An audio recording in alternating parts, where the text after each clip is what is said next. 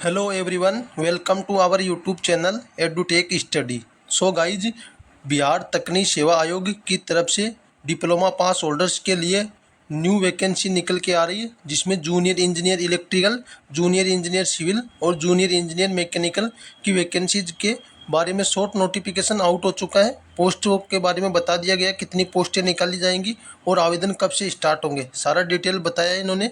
मैं आप सभी को इस वीडियो में सारा डिटेल से बताऊंगा। इसके अलावा जो पिछली बार जो नोटिफिकेशन आया था, उस नोटिफिकेशन को मैं आपको दिखाऊंगा। उसके अंदर क्या एज लिमिट रखा गया था, एप्लीकेशन फीस क्या रखा गया था, एग्जाम पैटर्न क्या रखा गया था, सिलेक्शन प्रोसीजर क्या रहने वाला है, क्वालिफिकेशन क्या रखी गई, सारा डिटेल बताऊंगा। और इस नोटिफिकेशन को मैं टेलीग्राम ग्रुप में शेयर कर दूंगा। टेलीग्राम ग्रुप का लिंक आपको डिस्क्रिप्शन बॉक्स में प्राप्त हो जाएगा।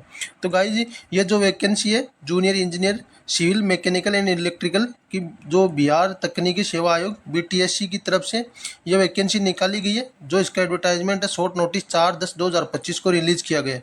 यह आप एडवर्टाइजमेंट जो क्रमांक नंबर है ये देख सकते हो। विज्ञापन संख्या इसमें बताई गई है 28/2025। ये वैकेंसी कनिष्ठ अभियंता सैनिक के लिए है, जिसमें यह सिविल वालों के लिए है। कुल इसमें पोस्टों की बात करें तो 2591 पोस्टें निकाली गई है।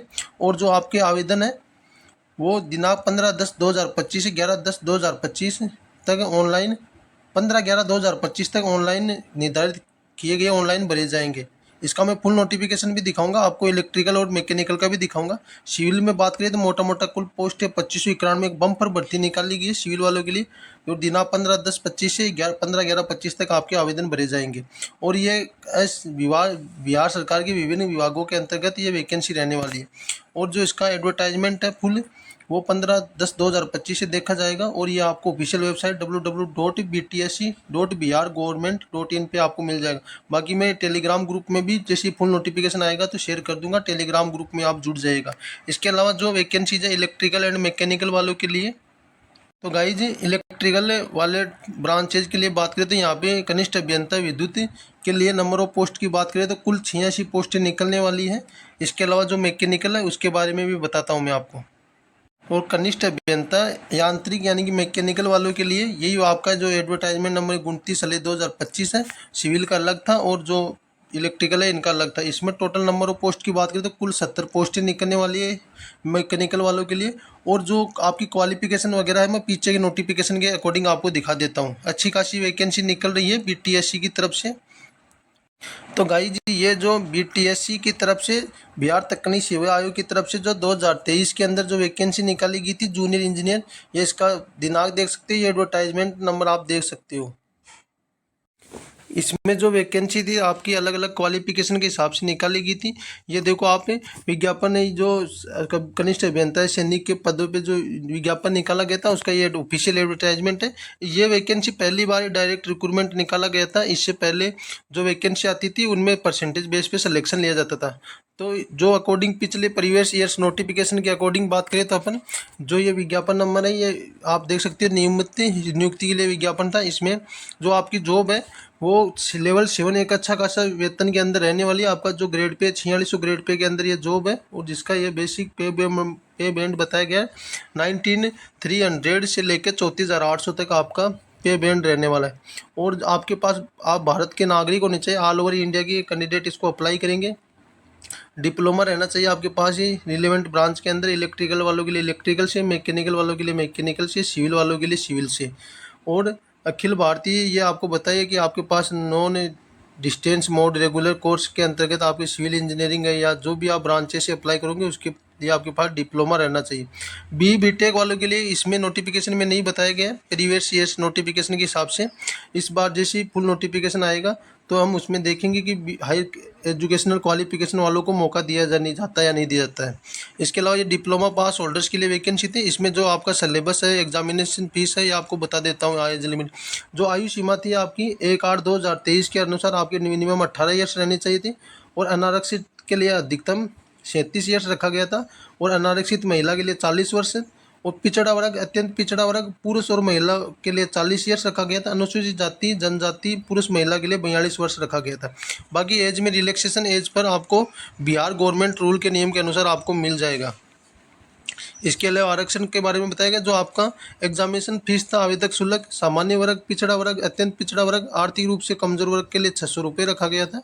और अनुसूचित जाति जनजाति बिहार राज्य के स्थायी निवासी के लिए 150 रुपये और आरक्षित अनारक्षित वर्ग की महिला उम्मीदवार बाहरी राज्यों के स्थायी के लिए 150 रुपये रखे गए थे। और निवासी राज्य के बाहर के उम्मीदवार चाहे वो किसी भी वर्ग के पुरुष या महिला हो, उनके लिए 600 रुपया अदर स्टेट वालों के लिए एप्लीकेशन फीस रखा गया था।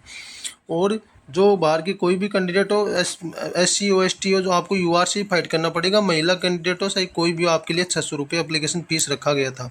इसके अलावा आपके एग्जामिनेशन सिलेबस की बात करें, आपके 100% रहेंगे पेपर के अंदर, जिसमें 80% कार्य क्षेत्र ज्ञान, आपकी डिसिप्लिन, आपके ट्रेड से पूछे जाएंगे और 20 क्वेश्चन आपका सामान्य अध्ययन के हिसाब से आपके क्वेश्चन पूछे जाएंगे। और कार्य क्षेत्र में 80 क्वेश्चन के अंतर्गत अखिल भारतीय तकनीकी सेवा डिप्लोमा ब्रांचेज वालों के लिए पेपर रहेगा, जिसमें आपके पास डिप्लोमा सिविल है तो सिविल के क्वेश्चन रहेंगे, इलेक्ट्रिकल है तो इलेक्ट्रिकल के क्वेश्चन रहेंगे और मैकेनिकल है तो मैकेनिकल के क्वेश्चन रहेंगे। 20 क्वेश्चन आपके सामान्य अध्ययन के रहेंगे, जो सामसायिक मुद्दे, करंट अफेयर्स वगैरह के रहेंगे। आपकी examination computer CBT based examination conduct करवाया गया था। प्रत्येक गलत सही उत्तर का आपको 1 अंक दिया जाएगा और नेगेटिव मार्किंग में 1/4 आपकी नेगेटिव मार्किंग रहने वाली 0.25 नंबर काटा गया था। यही मानकीकरण नॉर्मलाइजेशन के प्रोसेस को अपनाया गया था अगर एक से अधिक चरणों के अंदर आपका एग्जामिनेशन वगैरह होता है तो। और द्वितीय चरण का आपको जो सिलेबस है, जैसे आप प्रीवियस ईयर पेपर्स के अकॉर्डिंग चलोगे तो इसमें जो मिनिमम क्वालिफिकेशन बताया गया 40% आपके मार्क्स रहने चाहिए सामान्य वर्ग के लिए, पिछड़ा वर्ग के लिए 36.5 है, 34 अत्यंत पिछड़ा वर्ग के लिए, अनुसूचित जाति जनजाति और दिव्यांग के लिए 32% मिनिमम क्वालिफिकेशन मार्क्स रखा गया था। नोट, लिखित परीक्षा में अभ्यर्थियों को अपने कोटि के अनुसार न्यूनतम अंक प्राप्त होने पर ही द्वितीय चरण हेतु कोई दावा नहीं मान, अगर आप मतलब मिनिमम क्वालिफाइंग मार्क्स के अकॉर्डिंग या आप CBT 2 के अंदर बैठने को आपको कोई ये दावा नहीं कर सकते हो, उसके लिए भी आपका ये जो 5 गुना या जिस भी अकॉर्डिंग या बुलाएंगे। इन्होंने बताया जैसे लिखित परीक्षा द्वितीय चरण में अंदर आपके 75 अंक का CBT बेस्ड एग्जामिनेशन होगा। लिखित परीक्षा होगी जिसमें कंप्यूटर बेस में आपके प्राप्त अंकों की विद्यमानता 75 अंक रहेगी और कनिष्ठ विद्या अथवा समान पद पर संविदा के कार्य आधार पर नियमित अधिवक्तम 5 वर्ष 5 अंक दिया जाएगा, जिनको अधिकतम सीमा 25 अंक होगी। जो पहले संविदा पे लगे हुए थे उनके बारे में ये बताया गया। टोटल 100 नंबर का आपका ये पेपर रहने वाला था, ये डिटेल बताया गया। इसमें जैसे इस बार का फुल नोटिफिकेशन आता है मैं टेलीग्राम ग्रुप में शेयर करूंगा। और मेरे जहाँ तक आइडिया, आपके कुछ जो डाउट्स थे एग्जामिनेशन फीस है, क्वालिफिकेशन या एग्ज़ाम पैटर्न को लेके आपके डाउट दूर हो गए। जैसे ही फुल नोटिफिकेशन आएगा तो मैं आपको वीडियो बना के अच्छे से और समझाऊंगा। बाकी अगर दी गई जानकारी अच्छी लगी हो तो वीडियो को लाइक कीजिएगा, चैनल पे पहली बार आए तो चैनल को सब्सक्राइब कीजिएगा। मिलते हैं नेक्स्ट वीडियो में नई जानकारी के साथ, तब तक के लिए धन्यवाद दोस्तों।